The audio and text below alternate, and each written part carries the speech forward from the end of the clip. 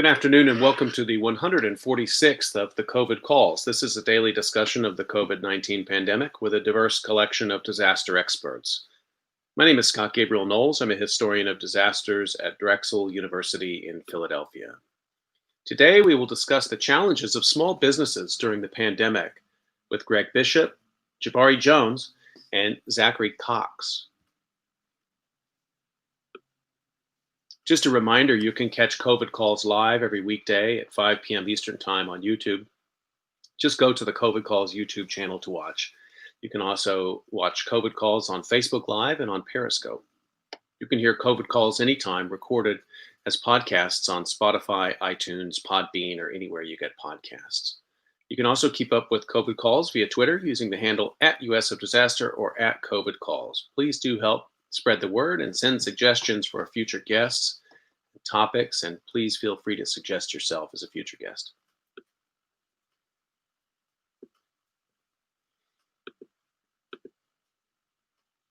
As of today, October 12th, 2020, there are 1,078,362 deaths from COVID-19 globally, according to the Johns Hopkins University Coronavirus Resource Center.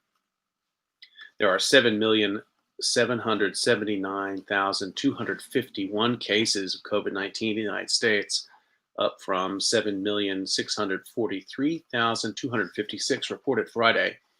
There are now a total of 214,917 deaths from COVID-19 reported in the United States. That's up from 213,390 reported on Friday. As a way to bring some humanity to the numbers, I've been reading a life story or a story of advocacy for those impacted by the pandemic, and I'd like to continue that now. Headline: Shelley's restaurant owner and Redlands mother of 3 loses battle with coronavirus. By Fielding Buck. This appeared in the Redlands, California Press Enterprise, August 11.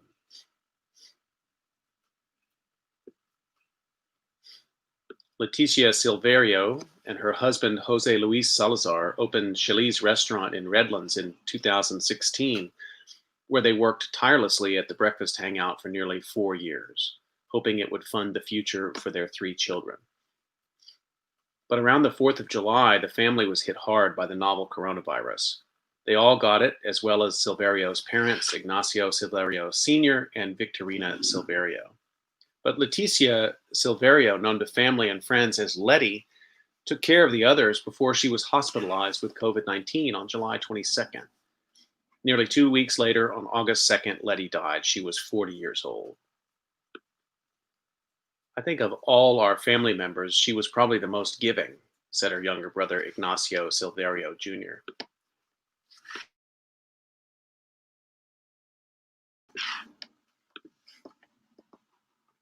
She once saved up several paychecks from a job at Taco Bell to buy another brother, Salvador, a pair of Nike Air Jordan shoes. Silverio's parents came to the United States from Mexico in 1988, he said in a phone interview. Leticia was the oldest of 5 children and spent the rest of her life in Redlands. She went to Lagonia Elementary School and Moore Middle School before graduating from Redlands High School in 1998.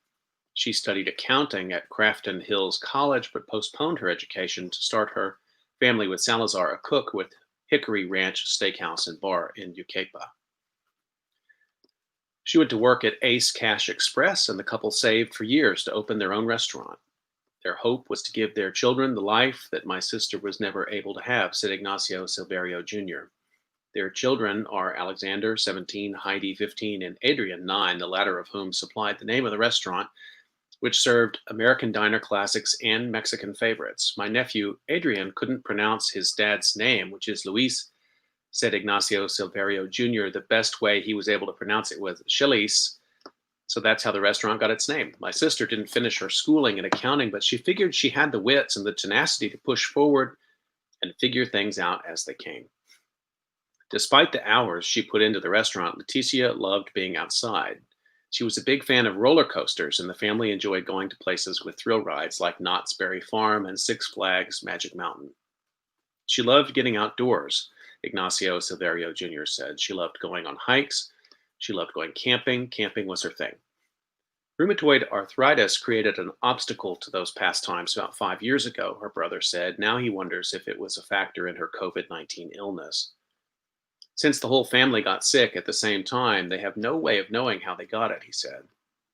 When the family became ill, Ignacio Silverio Jr. was hundreds of miles away in Nashville, Tennessee, where he's an associate pastor at the Madison campus Seventh-day Adventist Church. When his sister was hospitalized and facing intubation, he set aside doctoral studies and came home.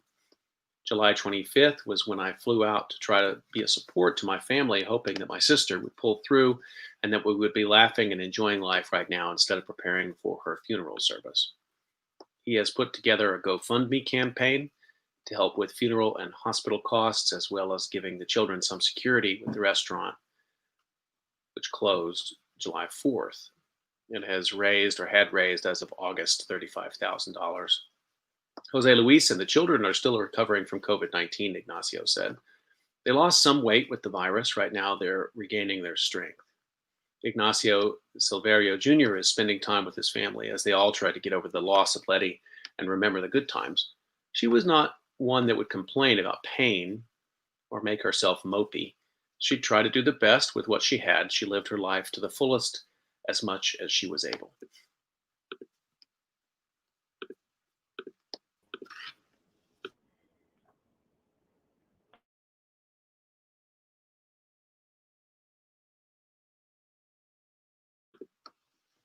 Okay, let's turn to our conversation for today.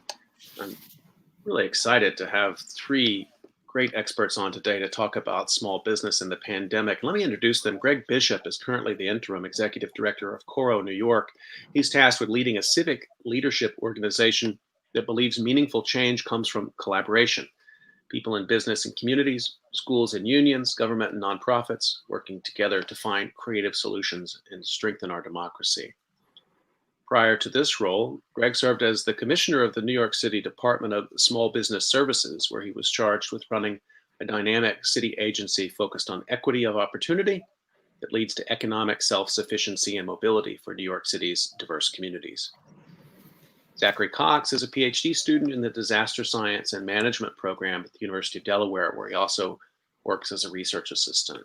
He holds a Master of Arts in Disaster and Emergency Management from Royal Roads University in Victoria, Canada. An experienced disaster practitioner, Zach has worked as a recovery management consultant with IBM and volunteered with the Red Cross Personal Disaster Assistance Response Team. He's currently conducting dissertation fieldwork to understand how small businesses are engaging in technical continuity, internal reflection, and external adaptation to navigate COVID-19. Jabari K. Jones was recognized to lead the West Philadelphia Corridor Collaborative in 2015. Upon assuming leadership, Jones laid out a broad vision for connecting the fragmented hyperlocal business corridors in West Philly into one business community, one ecosystem of support for entrepreneurs. Under Jones, the Collaborative has become the largest business association in West Philadelphia, providing hundreds of hours of free business training, developing private-public partnerships with major companies like Amtrak, Automatic, and Exelon, and building international trade and business relationships with representatives and companies in the African Union, Scotland, and People's Republic of China. Greg Bishop, Jabari Jones, and Zachary Cox, thank you so much for making time in your busy schedule to come on COVID Calls today. Well, thanks for having us. Great to be here. Absolutely. It's good to see you all. And I want to remind folks that you can get your questions in on YouTube Live. Just put them in the chat and we'll take those questions. You can also put them up on Twitter. Just be sure to tag me at US Disaster. And sometimes people still like to email them, and you can do that. Send them to sgk23@drexel.edu. So I'd like to start the way that I usually do, just finding out where people are and how the pandemic is looking there. So Greg, let me start with you on that question. So Scott, thanks for having me. And I'm actually calling from New York City. I live in Brooklyn, where I grew up and still remain. So New York, we're in a very tricky scenario right now. After, as you know, New York City and New York State was the hardest hit early on in March and April. As the governor said, we climbed the mountain, and then we saw the other side about June or so.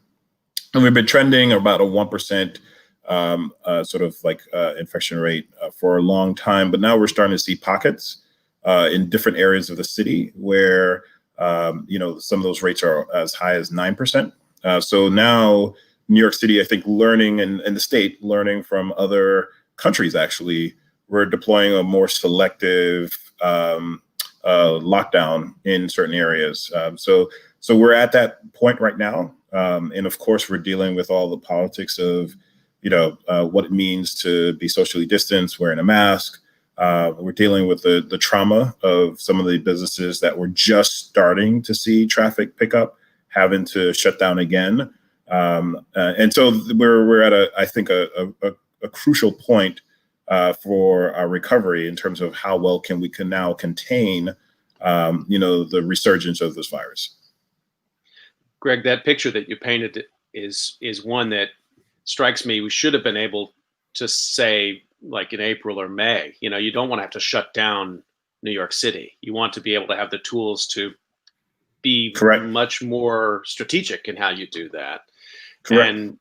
And yet people are not used to that. So it's interesting the way you just described it, that it's causing a bit of friction because it's not what people in New York had seen in the first sort of wave of the virus.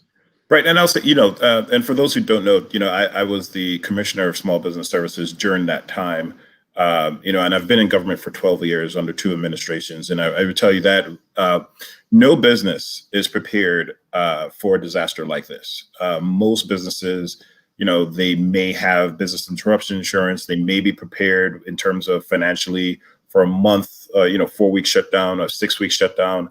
But what we're asking business owners, literally, and if you're running a event planning business, if you're running a physical establishment like a gym, you've been shut down for about 6 months, and then there's no disaster recovery plan that ever envisioned having to be closed for that long. So we're at this point now where we cannot afford to shut down the city again.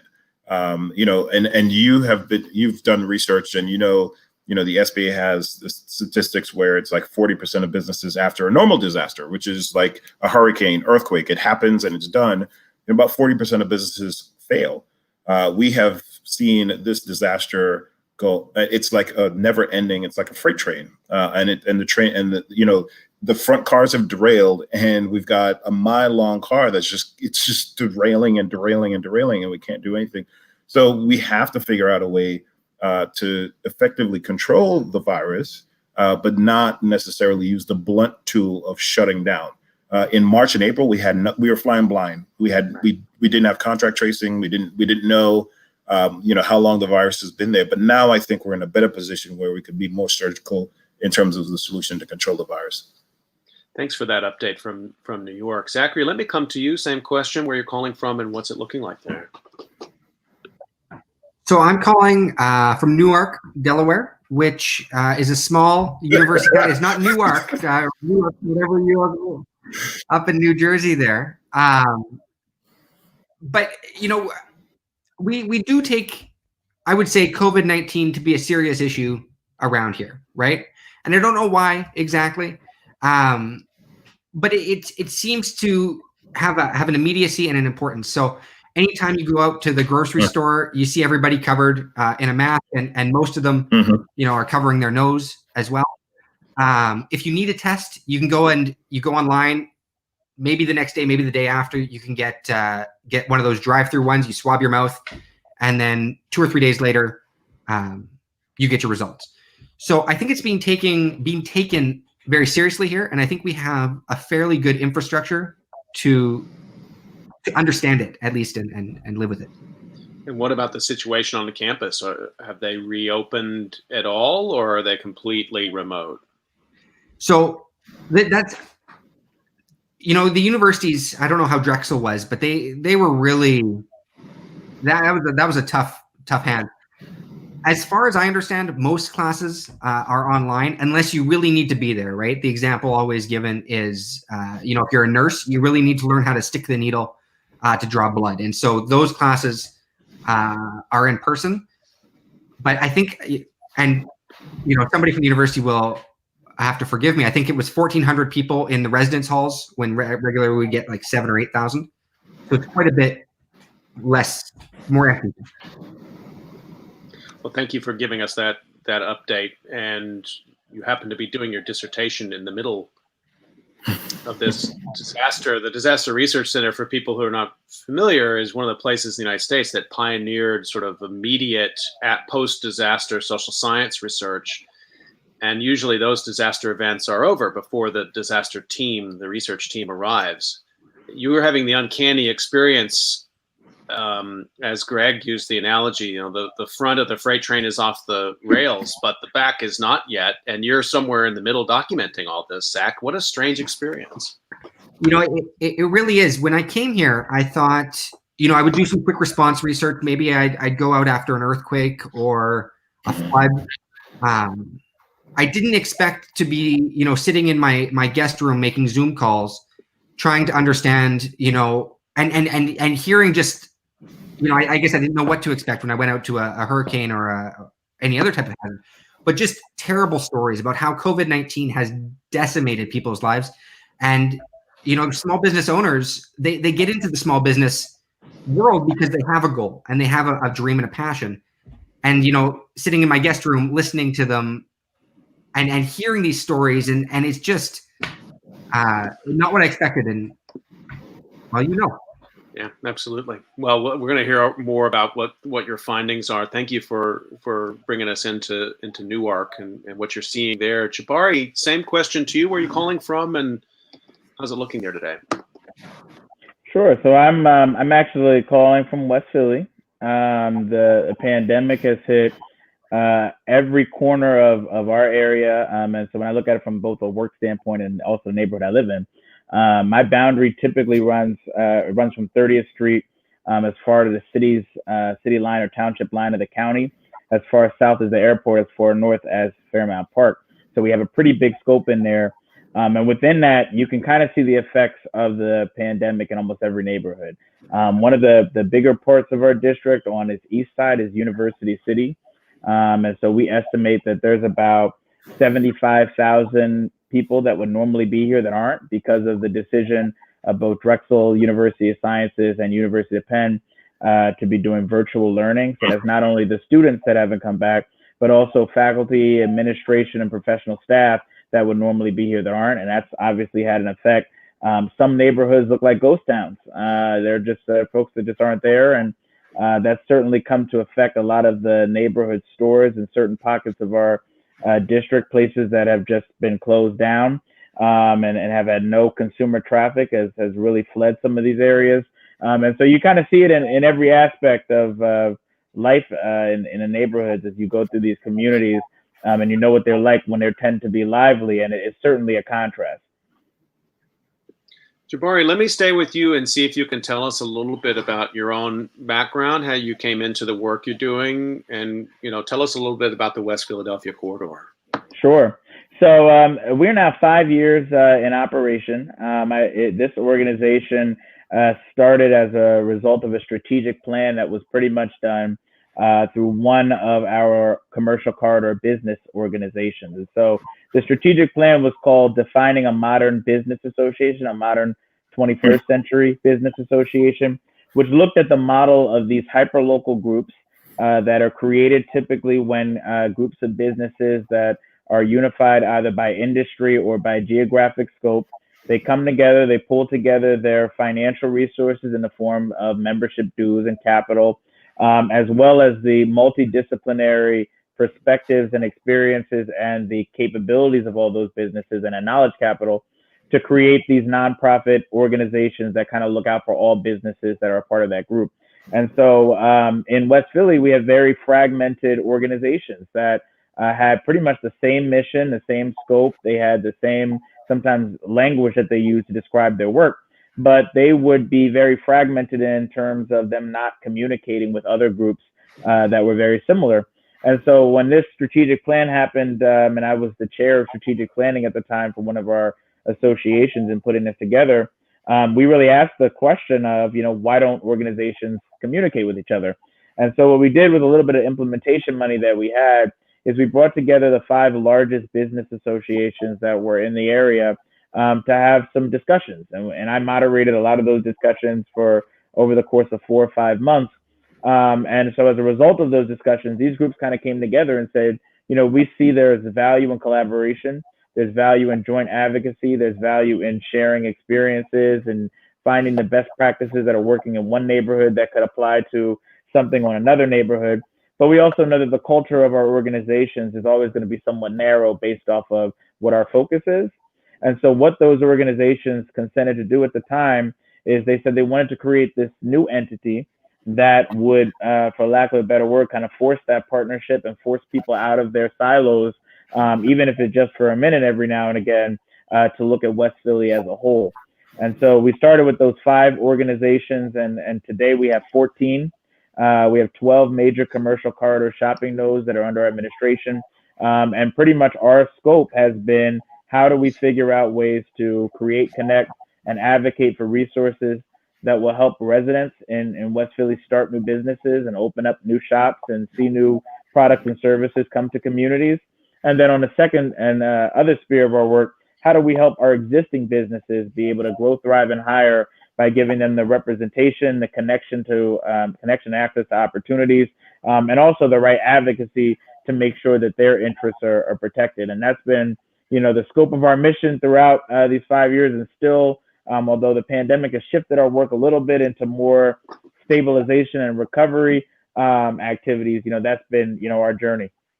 It's such an incredibly dynamic part of Philadelphia economically, which was basically part of supporting the industrial sector for as long as anybody could remember. And in the last 50 years, you have these very strong education and medical centers, which become the anchors. Jabari, when you took over this work, what were the 1 or 2 overriding concerns that business owners or aspirant business owners had about getting involved in that kind of work and entrepreneurship in West Philadelphia?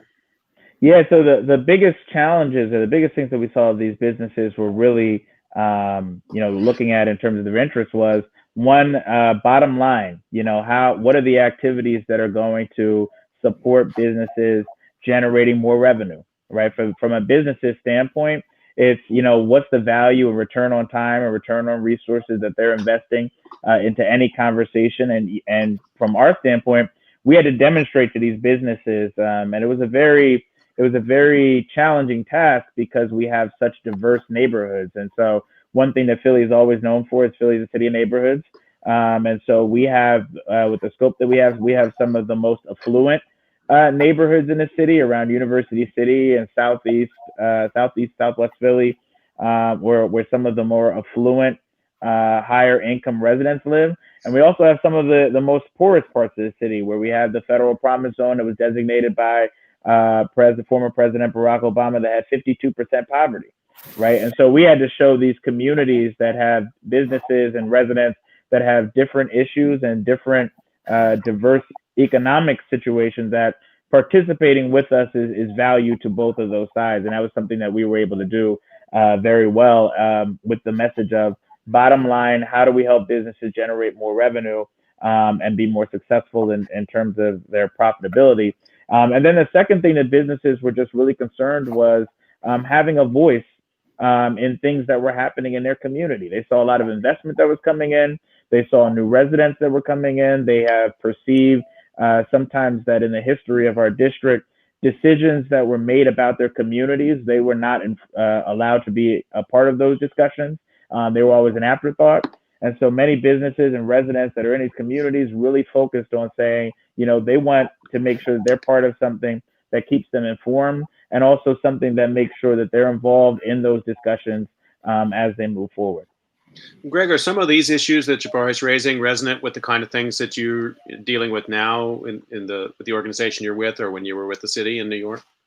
More so when I was with the city of New York, and I was nodding my head in terms of some of the things that Jabari was talking about. So at Small Business Services, we are a local organization that was created actually by Mayor Bloomberg to address the challenges of small businesses here in New York City.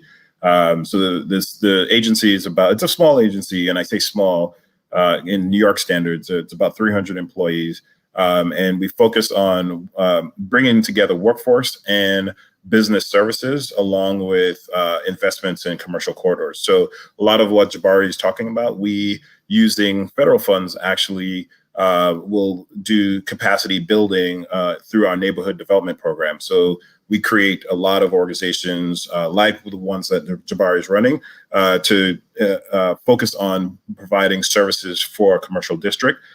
Most people know us because we were one of the largest network of business improvement districts. So New York City has about 76. And we are the oversight agency. SBS is the oversight. I say we, I just left in July, so it's hard to take the we. I've been there for 12 years. But SBS is the oversight agency for business improvement districts, and they vary in different sizes. We have some large districts with, budgets of over, $20 million to small districts that have budgets of about $100 and $50,000. But the core of the work is to provide opportunities to help small businesses in those particular area, whether it's providing marketing assistance, additional security, additional street furniture investments, additional sanitation services. But the goal is to not only advocate for those businesses in that corridor, but provide additional resources. And then what we do is we then connect all of that with our workforce services. So in New York City, the agency SBS is responsible for the Workforce One centers. So we provide, that connection to small business owners to help them find employees, because that's one of the challenges small businesses face is getting a workforce. And then through our business solutions centers, so this is the NYC Business Solutions Centers. All these are funded through federal dollars, WIOA dollars. We provide business assistance services. So everything from free legal attorneys to free help in finding capital to actually, and New York might be unique in this, there's an emergency response team. So our job is to actually help businesses recover from a disaster. We prepare them for disasters, which is always difficult. I went through Hurricane Sandy, which was, I think New York has gone through different levels of disaster. September 11th was horrific, but it was localized. It was just downtown Manhattan. Hurricane Sandy it was a little bit different, right? Because it was in 5 different areas of the city. And so it stretched us a little bit. But COVID is not only the entire city, but it's nationwide. So there's that sort of level of disaster, like it just inundated SBS. Like we early on in March, actually, we saw the beginnings of challenges with small businesses. Actually, in January, in our Chinatowns, we saw a huge decrease in revenues, almost 60 to 70% decrease in revenues, because people were avoiding those areas. What we did not know then, and I can say it now, is that was the canary in the minefield. Not in the minefield, but in the mine, is that we should have realized that, a lot of those patrons were also from Asian descent, and they were connecting to their families back home through WeChat. So they knew the seriousness of this virus, and therefore they were actually self-isolating immediately because they knew how serious this virus was. But we were out there thinking that, just folks were just, they were xenophobic. They were just avoiding because they heard it's a virus from China, so they're going to avoid Chinese air. Right. And so middle of February, we were out telling the community, based on the information we knew at the time, please go out, please continue to support these small businesses, when we really should have been saying, no, everyone stay in, let's beef up on our testing capabilities so we could figure out how to do our trace and response when we actually start seeing it become community spread. So our programs early on to help businesses during that period was quickly overwhelmed. We had a program with about maybe $40 million in capital, and we had a demand of almost $800 million. So that shows you the scale in terms of the need of small businesses here in New York City. So that's, obviously we needed and continue to need support from the federal government. it is very disheartening. And Zach, sorry, Zachary, I don't know if you go by Zach, but it's very disheartening when you look at, a disaster response. One of the things I learned from Hurricane Sandy was the sort of, when you look at the response from Hurricane Katrina, the federal government, there was a lot of waste. So the federal government, in response to Hurricane Katrina, put in a lot of controls to make sure that there wouldn't be fraud and waste. And when Hurricane Sandy happened, those controls turned into a bureaucratic nightmare for small businesses. I think the lessons learned from this disaster, there's so many things that we could talk about, but certainly, the polarization in our political world, the fact that there's no sense of urgency from Washington about how crucial and how critical this will impact small businesses. A lot of these small businesses have been hurting since March. And small businesses, everyone can agree, small businesses are the economic engine of the United States. It's not New York, it's not Philly, it's the United States. And if we do not move with a sense of urgency, small businesses are concerned about rent. Small businesses are concerned about, they have business interruption insurance that they can't use. They have workers that, they're trying to figure out what to do with. And we have not come up with, as a nation, come up with a solution there. So, there's definitely, if you're doing this research, there's definitely a whole chapter on how inefficient government has been on all levels in terms of helping our small businesses. Just want to remind folks that you're listening to COVID Calls. We're talking about small business in the pandemic with Greg Bishop, Jabari Jones, and Zachary Cox. Zachary, let me come to you, and maybe you can fill us in a little bit on sort of your research trajectory, and then we'd like to meet you sort of mid-stride. I mean, what are you finding right now that we're 6 months into this that echoes a bit of what Jabari and Greg are describing in Philadelphia and in New York? Well, Greg, it's so interesting that you mentioned 9/11, Katrina, Sandy, because in disaster, and Scott, you know all about this, we kind of learned from the last one, right? After 9/11, the United States kind of reorganized things, and they brought FEMA under Homeland Security to protect from some things, and that caused vulnerabilities and other things. And that was part of the reason that Hurricane Katrina was so bad. And then, as you were talking about maybe some of the controls that were put on after Katrina hurt Hurricane Sandy, it was interesting today. There was news that came out that any payroll protection program loan under $50,000 was going to be instantly forgiven. You just have to fill out a form and you're good to go. And I remember back in April, I had a few interviews, but there's one that stands out in my mind. And the gal was saying, she said, I read the CARES Act and I go to 3 calls a day trying to figure this thing out because it doesn't make any sense to me. And then I go to my bank and, what's their role? And they seem to be holding me up. And okay, then the bank got to, and it's so complicated. People were so afraid of making a mistake. And, I think what was the average loan? $101,000. That's a lot of money for some of these small businesses. And if they make a mistake and they're terrified about, getting audited on that, and then that prevents them from taking the action that maybe they need to take. And it's just a confusing time, and there's a lot of action happening all at once, and it's unprecedented, right? And nobody knows. It's confusing. So I think I'm sorry. So I was just going to say that CARES Act, just for people who aren't familiar with it, the Coronavirus Aid, Relief, and Economic Security Act was, part of what Congress did relatively early on in the pandemic to provide some aid for individuals and for businesses, and particularly this Paycheck Protection Program that was aimed at small business. Am I right? Greg, let me get you in on this, and then Jabari, let me come back to you on it. Yeah, and I would say that, you are absolutely right, Zach. There's no sort of like consistent sort of knowledge from all the disasters across the country. So we just go from disaster to disaster.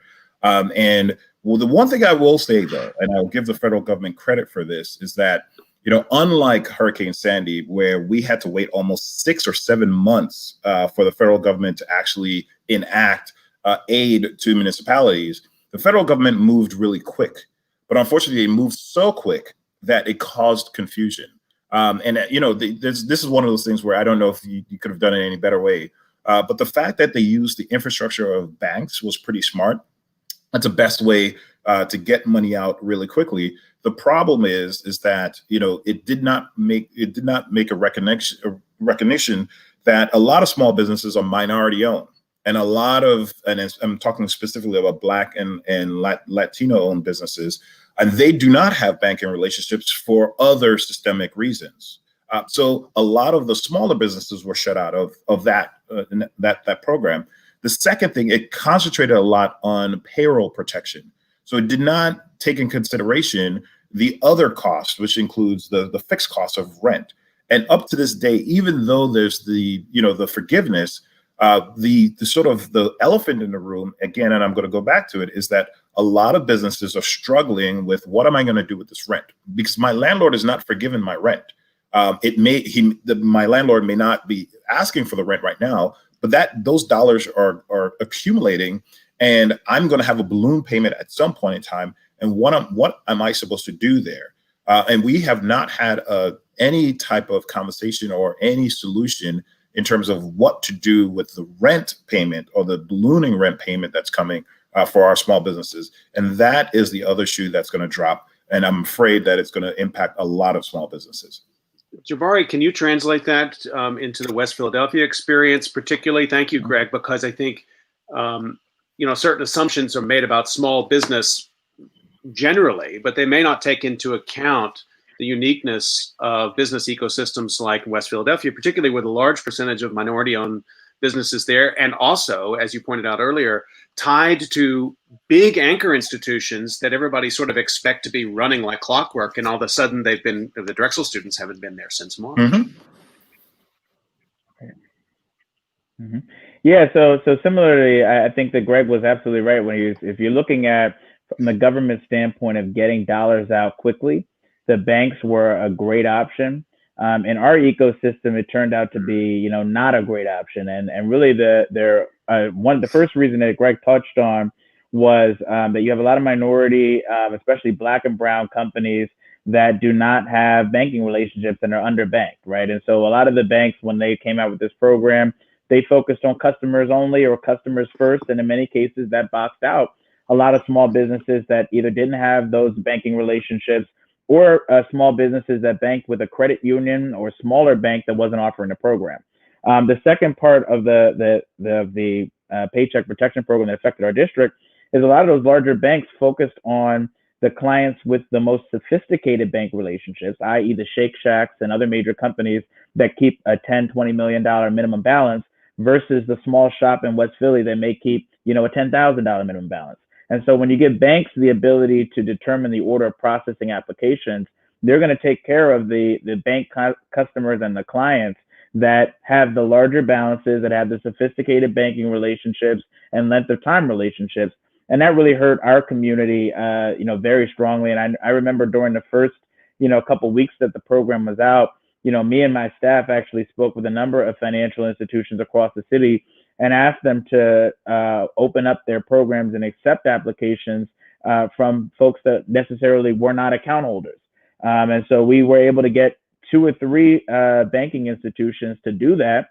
And that's why our numbers were slightly better than some of the other areas in the city, but still we had the same challenges that a lot of other communities had. And it was unfortunately not as well looked at. And I think the second version of the CARES Act, which put money in community development financial institutions, or CDFIs, was a great way to leverage and make sure that minority and historically disadvantaged businesses still got access to some of that capital. And I hope that in future disasters that note was taken, and that in the future, when there's dollars that need to get out, that is a consideration, because the CDFIs did an extraordinarily great job. They got the money out just as quick as the banks. They knew their customers. They deal with small businesses and minority-owned businesses on a regular basis during their regular course of business. And they were able to disperse capital relatively quickly. And also, I want to say that to Greg's other point, that is absolutely 100% something we need to focus on is those programs, although they were good on paper, were about protecting employees.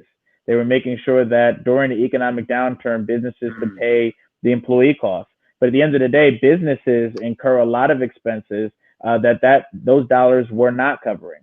One of the things that we found, that there were a lot of businesses that weren't on traditional payroll systems. They didn't pay themselves as an employee or a contractor. So they're technically not eligible to put the cost that they would take out of the business to sustain themselves in that paycheck protection loan. And unfortunately, the verbiage in that process, really took them out. So there were a number of problems with that. And I hope that as business leaders across the country have voiced them, and I've seen lots of people that have done op-eds and things like that, and hopefully it informs, future circumstances and things like that, that we need to be a lot more intentional. And our focus can't just be, let's get money out fast, but we have to make sure that it goes to all levels. Zachary, let me come to you.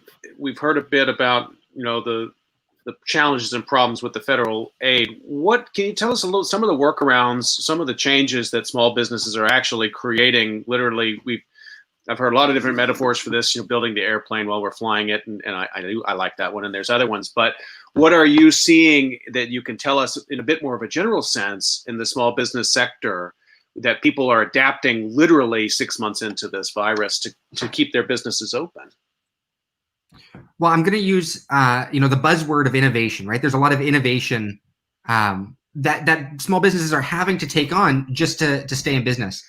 And in my research, I look at how they do. I kind of separate that out into internal and external work.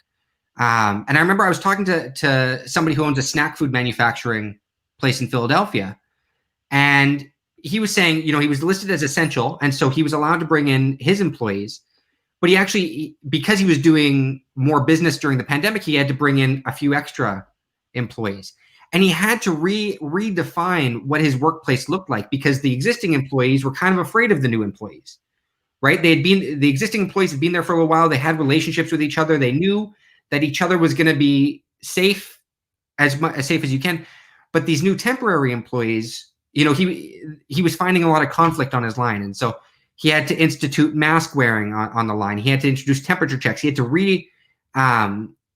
reimagine what his assembly line looked like so that people could be distanced as far as possible.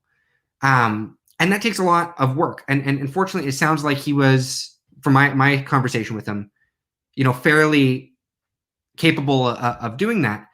But it's an entirely new office setup. And then, people are coming out with new products.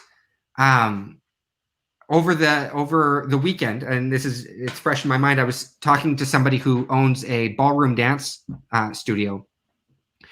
And, ballroom dance is a very difficult thing to do in COVID-19. You've got to be fairly close to the other person. And so they were talking about the ways that they're changing things, right? They've put lines down on their dance floor. They're making sure that people wear masks. And then they're changing the things that they teach. So they're not teaching the dances that move around. They're offering a whole new product portfolio of the, sexy Latin dances that you can do standing still, like salsa and cha-cha and merengue and that kind of thing. And that's itself bringing more people in, because now it's a cooler place to go. And so they're actually doing slightly better in some ways, because they've had to innovate and change their products in order to meet the pandemic's demands. Zach, let me stay with this for a second, because I think you're pointing also to something that both Greg and Jabari were talking about in terms of the timeline. I mean, a business can take certain kinds of steps if they think they might be closed for a month, maybe 2. And now we're hearing we're 6 months in and we're months away from a vaccine. That means, I think, for a lot of small businesses, they either going to have to go out of business, or they have to change what they do, or they have to change some percentage of what they do in order to cope through this time to get back to what their core business was. I think your example of the ballroom, the dance studio, is a really fascinating one, an interesting one. I'm sort of curious if you've been able to see how many businesses that were bricks and mortar have been able to successfully go up online during this time. Philadelphia has an improv theater, for example, and it's a great business. It's a neighborhood business. It's a cool place. And they've taken the improv, which is thought to be something you go and see in person, and they've taken it up online. The improv kind of got me thinking about theater. And I was talking to somebody maybe 3 months ago, earlier in the pandemic, and they had previously made costumes and set pieces for the theater. And so that line of business no longer works. but their skills are still in need for masks. And so they opened up, or they started making masks. And I was reading the other day that you can open up an Etsy shop for 22 cents.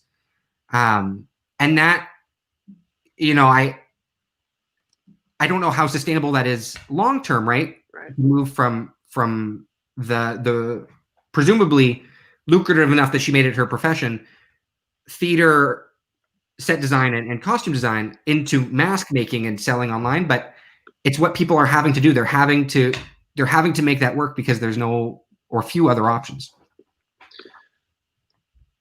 Let me thank you, Zach. Let me come back to Greg.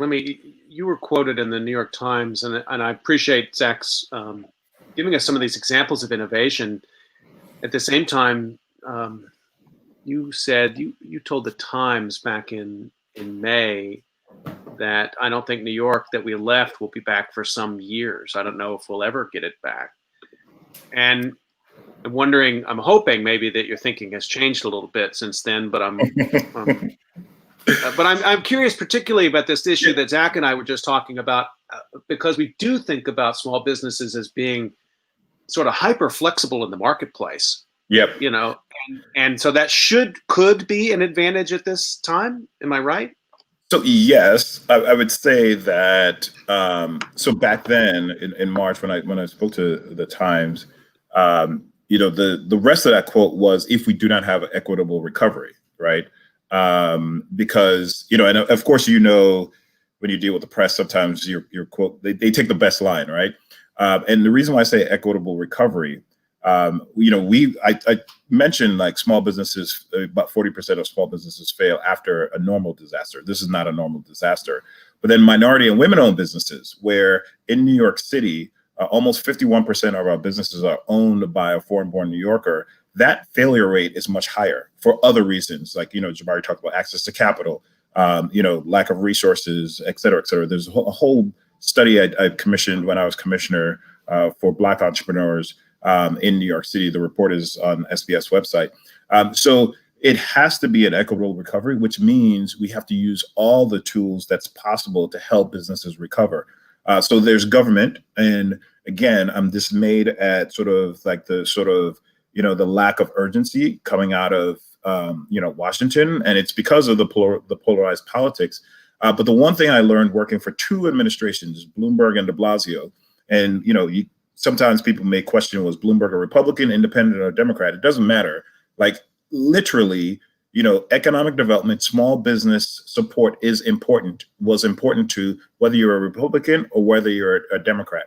So the one thing I had hope for was that, support for our small businesses through this pandemic would be devoid of any partisan politics. And now I'm really concerned based on the fact that, we are now in November and still there isn't another stimulus to help our small businesses. The other thing that I was talking about is that, literally in the infrastructure, you have CDFIs, community development financial institutions. They are the ones that have a deeper relationship with the smaller micro businesses, which tend to be Black and Latino owned. They're the ones that are deep in the different communities that are unbanked, and they're the ones that's able to get the capital to our small businesses. They need support, right? They need the infrastructure to actually get to lend more, et cetera. But the other concern I had was, when you look at concentration of businesses, a lot of, for example, Black-owned businesses are in retail. Studies have shown that people are now so comfortable ordering online. That was the biggest challenge for me as commissioner, was how do we get people out to support our neighborhood brick and mortar businesses?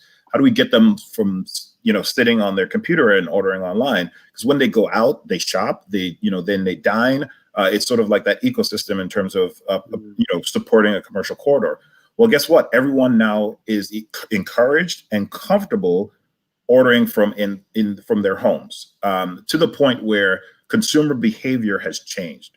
And unfortunately, it doesn't really matter. And I think, it doesn't really matter when the vaccine comes out. There's a whole other challenge in terms of a vaccine adoption. So I think, business owners should not sort of put their hopes on a vaccine, because I think you're still going to have about 50% of the country not adopt to the vaccine for some time. It's about consumer behavior. And the consumer behavior is trending now to how do I keep myself safe? How do I be socially distanced? How do I, so you need to have an online presence. You need to really adapt your business. And in some businesses here in New York City, some longstanding businesses, they have decided that they're going to throw in the towel. We've lost some of our major institutions. Century 21, for example, went bankrupt. A lot of our local diners have been and restaurants have been closing, but businesses have been around for 20 years. So I still stand by New York has changed, but we will come back. That I know of, right? The void that is created by the businesses that are failing, we will have a whole bunch of new entrepreneurs that's going to come and create new businesses that will reflect the new consumer behavior. But we are definitely going to go through a difficult time as we do that sifting of businesses that decide to fail, and then new business owners, new entrepreneurs coming in to take advantage of the new either space or opportunity. You're listening to COVID Calls, and there's still time to get questions in for Zach Cox, Greg Bishop, and Jabari Jones. We're talking about small businesses. And Jabari, I want to first of all see if you want to react to anything that Zach or Greg was just talking about, and I'd also like to get your sense too. Greg was talking about the need for continued governmental support, frankly, to get through this time for lots of businesses. But again, this West Philadelphia, business ecosystem that you're so familiar with, it is possible, or I'm curious to know your take on the role that anchor institutions have at this time. Mm-hmm. Sure. So let me react, I guess, first to Zach's point, which I really loved, and it's something that has been happening in my district a lot. You have a lot of businesses that are innovating and are pivoting and are changing their products and services to match the virtual environment that we kind of find ourselves in. And so, we've seen, some really interesting businesses. I have at least one guy he had a DJ business, and he used to do, the clubs, the silent radio parties where everybody has the giant headphones. And of course, with nightclubs and event venues shut down, that would be a business that would disappear theoretically. And so he's been able to kind of pivot just by literally, he brought a pretty great outdoor sound system, put it on a trailer that's attached to his truck, and now he does pop-up socially distant block parties and like literally just like that, and they pay him a little bit for his time, and he's able to continue to generate revenue and be sustainable. And so we see this, across, almost every industry. We've seen people do that. We've seen a lot of our gyms and fitness centers turn to Zoom workout sessions or socially distant cycling or all these other things that, have kind of been working, all these other different industries that they've kind of been pivoting to. So I think there's a level of innovation that's definitely going to need to happen. And like Greg said, with consumer behavior shifting in the pandemic and people getting more comfortable with online and digital, and people wanting to be safer, and socially distant, that is going to change how a lot of businesses do business. But I think that there's definitely a chance for people to be persistent in their innovation and thoughtful in that and find a way to be able to come out of it.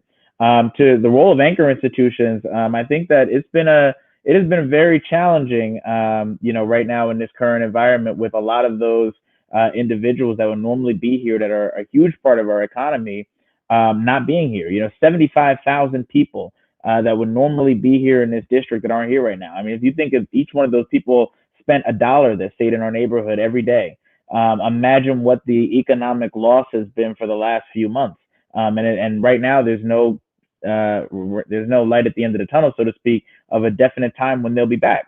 And so right now, I think and on top of that, the other thing we've noticed is the spend of anchor institutions, which we've been very strong in making sure that there is a level of local and diverse spend that comes from these academic institutions here to contract with local businesses. That has slowed down. As you've seen these places shut down their operations and no longer in classes, so they're no longer needing, cleaning. They no longer need landscaping, facilities maintenance, professional services, things of that nature. That a lot of those contracts are now being cut. But I think that the part of it that I find that there's some wiggle room in is I think it's the research capacities of local institutions and the Federal Reserve, and something that I advocated back in April. I had the honor of testifying before a congressional panel on federal research. And I said that one of the things that makes recovery slow is that the research that bases Congress's decisions in terms of how they are going to put dollars out in the marketplace and what these relief acts are created is not inclusive research. You have research out there that is creating these programs that are defining small businesses as somebody that makes $10 million or less per location. And the problem with that is there is no involvement with the local chambers of commerce, the local business associations. Actual Black and brown small business owners aren't part of that research discussion in many times. And so that is something that creates these definitions. So I think one of the things that the universities can do as these anchor institutions, and I think there's no shortage of federal research grants to study the impact of the pandemic, but figuring out how you put together equitable projects that are going to come up with recommendations that can go to Congress, that can go to chambers of commerce, that can go to advocacy organizations, et cetera, to push all levels of government, and that's not just federal, but state and city, to come up with a blueprint that's well informed, that's going to lead to relief. Because if we don't do that, we're going to have these drawn out recoveries, and the longer it takes for the economy to recover, the more minority businesses and smaller businesses aren't going to make it. Zachary, I mean, everything Jabari is talking about is making my head just kind of go like this. I mean, he's calling upon the universities to step up and provide the kind of analysis in the moment that can then become the basis for policymaking, not 5 years from now, but literally as we move through. We're still in the response and into recovery phase. How are you seeing that at this time, that interface between research and need? It's really tough. So I'll give really big credit to the directors of the Disaster Research Center, Tricia Walkendorf and James Kendra, who got the whole research program going, the research program that I do my interviews out of, talking to small businesses, talking to everybody in the community. They started that. I think we did our first interview like April 3rd. Don't quote me on that, but it was early in the pandemic. And so we've got 250, 300 interviews that have really good data. Everything that I've talked about today, I've pulled from those interviews. So we know that we know about innovation. We know about the challenges that small businesses are facing, just from my own research. Scott, you know the difficulty of translating research, right? Translating those interviews into the product that academics always put out is a manuscript. And then getting people to read those manuscripts is always another layer of difficulty. So Greg and Jabari are laughing, right? They're kind enough to be muted right now, but you're really right in the sweet spot here, talking, Zach, about the need for research products in the moment. So keep going. I mean, to derail you there, but I think we've reached a good moment for this conversation. Absolutely. Well, I was going to give you some credit, right? Because places like this, COVID calls, you get 300 hits on your YouTube. You've got quite a Twitter following. This is the way that it starts, right? And Jabari, I hope that you're clearly interfacing with this community a little bit. When you go to testify in front of Congress again, you bring some of this with you, because academics, we will push in the way that we know how to push, but the way we know how to push is maybe a little bit too slow for the moment. Yeah, sorry, I just had to jump. I was smiling because I think there needs to be an interpretation, right? So the business community needs to understand this research. And I started off this conversation by saying that I was, when we have services that help businesses prepare for disasters. But one of the biggest challenge was getting business owners to actually, and all our services at SBS was totally free. There was no cost to it. Matter of fact, we even had a grant where if you took a program, we would help you implement a solution, because based on what we learned from Hurricane Sandy. But literally, business owners, and especially and most of our businesses in New York City have fewer than 10 employees. So they're very small businesses. They don't have time to actually take these programs and actually implement the solutions that we offer.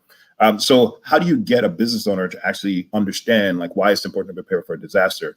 Similarly, our political environment, how do you get elected officials to understand that this is important as well. I think, after this disaster is over, and probably in the next year or so, you're going to get a lot of analysis. But one of the things that I didn't mention earlier, so after 9/11, there was a whole analysis in terms of business interruption insurance and the fact that it didn't cover terrorism, right? So then Congress acted and said, well, wait a minute, we need, in case we ever get to Zachary's point, there was a whole bunch of change. What if we get another terrorist attack? Well, we need to make sure our businesses are protected. So then we created this whole fund where, Congress would create a fund that would backstop business interruption insurance because we didn't want, an insurance company to go bankrupt based on claims, et cetera, et cetera.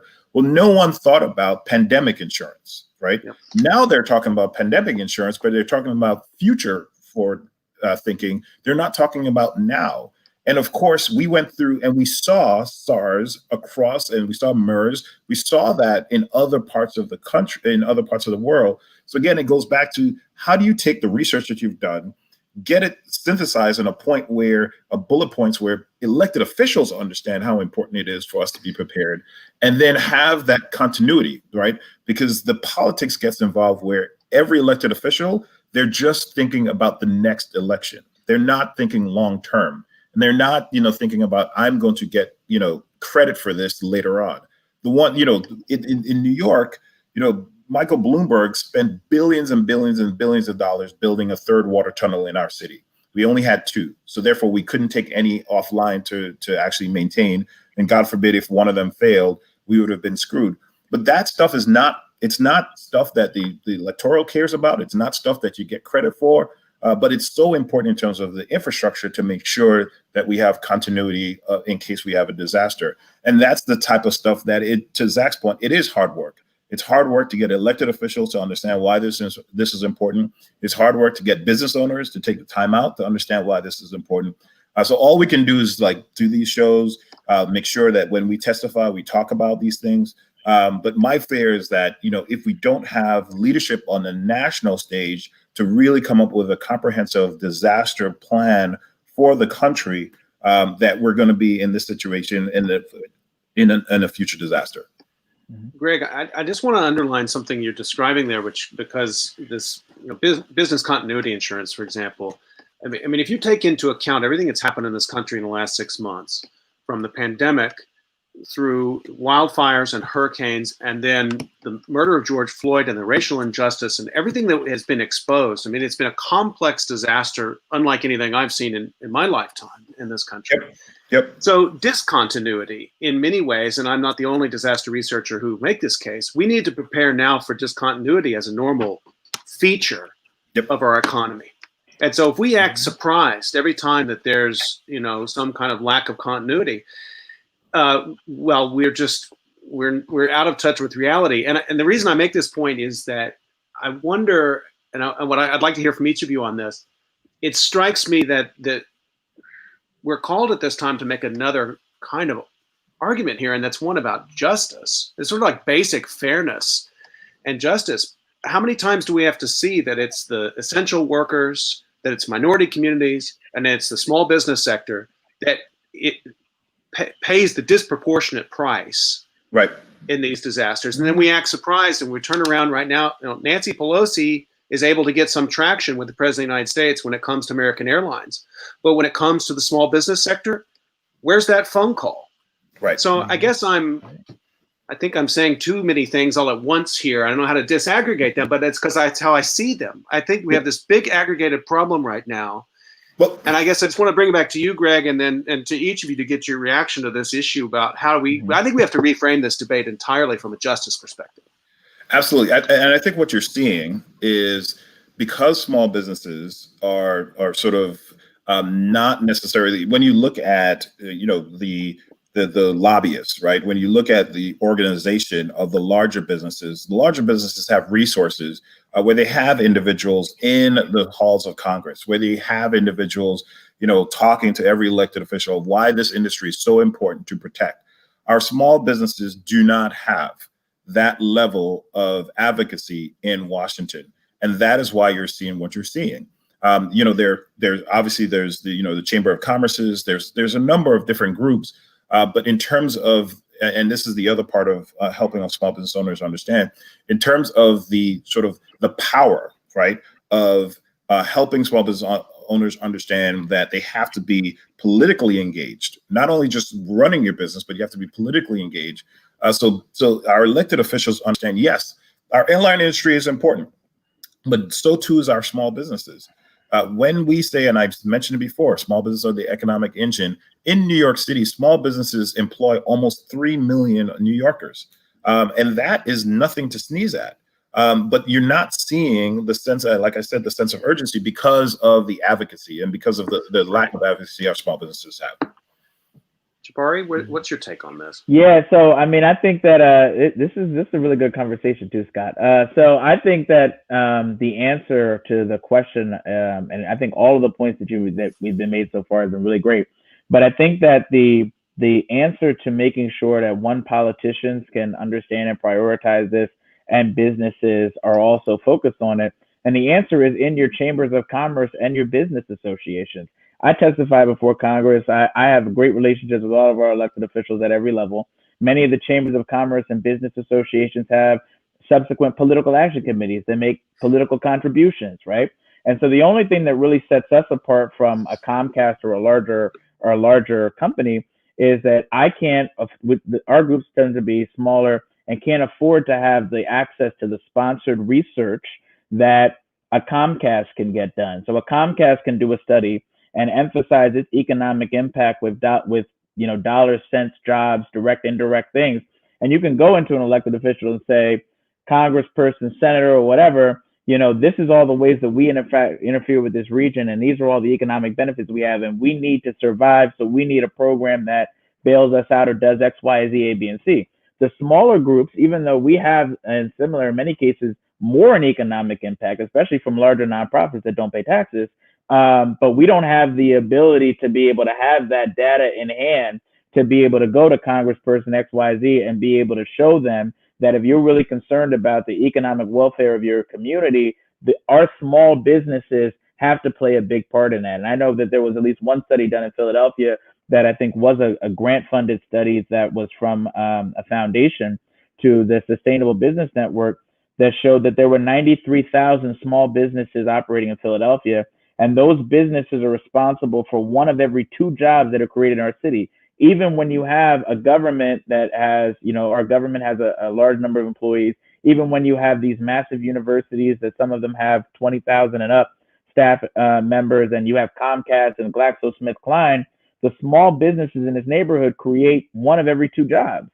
But the problem is there are less studies like that and more studies that focus on the airline industry or the telecommunications industry or other industries. And so when elected officials are looking for legislation and figure out who we need to take care of, and we look through the roster of federally sponsored research, our report is the minority in every sense of the word when it comes to drawing out that data. And so if we want to be better aligned on that, we need to have our universities, our academic institutions, and our thought leaders have discussions like these, but also make sure that in their research, they have the ability to talk to, everyone across that spectrum. So no one is left out.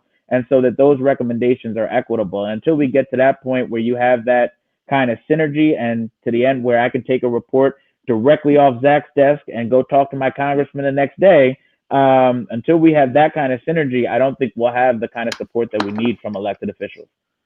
Just to remind everybody, you're listening to COVID Calls, and we're almost up on time, but Jabari has just, I think, thrown down the gauntlet to the disaster research community. And Zach, I think this is, I wanted to give you a chance to react to that, but I think there may be researchers out there listening who may already know of this kind of rapid response network where this kind of research that you're talking about, Jabari, there may be researchers out there looking to do this kind of work.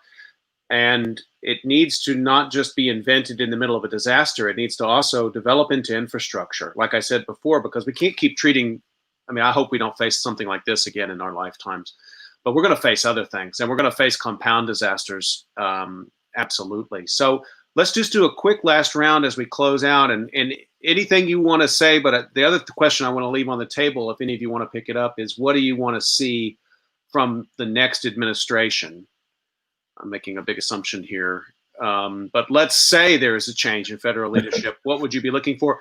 And if you don't want to take that on, what would you be looking for in terms of new policies from the governor, from the state house, or from your mayor's office? So those questions in mind. Zach, let me give you the first word on any part of that you want to pick up. So it's, where the previous, the comments were so good, right? And it's, I as a disaster researcher can't speak for the whole community. I don't know what everybody's doing. And it's so hard because you're right. The airlines can say, well, we're going to lay off 16,000 airline attendants, and that's a huge number. But from one employer, but the story that comes out of small businesses might be, we're going to lay off 3 people today. You just multiply that several 100,000 times, and so I don't know where to go with that. I would say for the next administration, double down on what's working. We've talked here today about, the banks were a good way to get the first round of money out, but there's all these other institutions that serve people who banks don't serve, and make sure that they're included in the next round of payroll protection program. That's like the minimum, right? And that would do a huge service to small businesses and minority-owned businesses. I guess I would just finish off by saying, support your local business. Greg, you talked about how difficult it is to get off Amazon. Amazon's great. They sell me everything I want and more. And it's really hard to go down to the local business and maybe spend more for the same kind of thing. But I would implore people to do so, right? Get your mask on if you have to go into that store, or order online if you can't, and shop there. Because that dollar is so much more valuable. Jabbar, you talked about how if everybody in the neighborhood spent about $1 a day, that'd be $70,000 every day. And so, it's small actions, but everybody can get into them. Greg, your last thoughts on these issues? Yeah. So first of all, thanks for having me on. I think regardless of whether what administration it is, the future of our economy is dependent on how we assist our small businesses, and that is a fact. So therefore, what I'd like to see is a more comprehensive and cohesive test and trace plan. The only way to instill confidence in our consumers is that they will know that if I'm exposed, I will know, and there's going to be some type of recourse in terms of quarantine, et cetera. So we need we need more testing capacity nationwide. We need to address our banks. Literally, we have landlords who have mortgages to pay, and that goes on the commercial side and the residential side. We have a lot of individuals who are at the brink of being evicted because they have not been able to pay their rent. And the reason why they have not been able to pay their rent is related to COVID, and the landlord is waiting for that rent to pay their mortgage. So there needs to be a solution in terms of like what type of relief that we're going to give to our landlords. Nobody wants to talk about that because we think landlords are big and bad and they just want profits. But that is a fundamental challenge for our small businesses and for regular community. And then I would say that, we need to, like Zachary said, continue to make, capital available for our small businesses, whether in a more defined and more prominent role for the SBA. The SBA has a number of resources, but I think the SBA needs to, their support needs to be, their capacity needs to be ramped up because we are in a new normal in terms of every small business in the United States of America needs assistance. And there's no way the SBA at the capacity that they're at right now can provide that assistance. So we need to see a huge investment to build out the supports that the SBA will be providing for our small businesses. Jabari, I'm going to give you the last word. What you're looking for in the next administration or governor or from the mayor? Yeah, so in the next administration, I echo all those comments, but I'll say that I'd really like to see a more concerted effort to organize the private sector and public foundations, charities, and foundations to figure out more ways that they can put relief on the top of their funding agenda. Because I don't think that it's all going to be sustainable, you know, government spending to the point that we're at now. I mean, the deficit is huge, and not to go into a whole nother debate on monetary policy, but I think that the solution, you know, moving forward is how do you get those larger companies that have been profitable during the pandemic, and how does the government incentivize them along with foundations and other large charitable trusts to start putting their philanthropy dollars into business recovery. And then I'll end on the point that I always welcome the ability or welcome from anyone who wants to share any research that is going to help our community recover. I'm one of those people that does read the report, Zach. So and we always take points out of that and figure out ways that we can use that research in helping our community. Well, I want to thank Zachary Cox and Greg Bishop and Jabari Jones for, this has been a really lively Monday afternoon COVID calls on a rainy afternoon here on the East Coast. I'm going to have to reconvene you guys because I feel like we've just scratched the surface of this. We just started. Yeah. So thank you all definitely so much for your time. And just a reminder to everybody, you can catch COVID calls every weekday at 5 p.m. And tomorrow I'm going to be talking to Eric Jensen and Eric Kennedy about some of the challenges of doing social science research during this time of COVID-19. So please do join us for that. We'll see you at 5 o'clock tomorrow. Thanks again, guys, and stay healthy, everybody. All right. Take care. Thanks for having me. Thank you.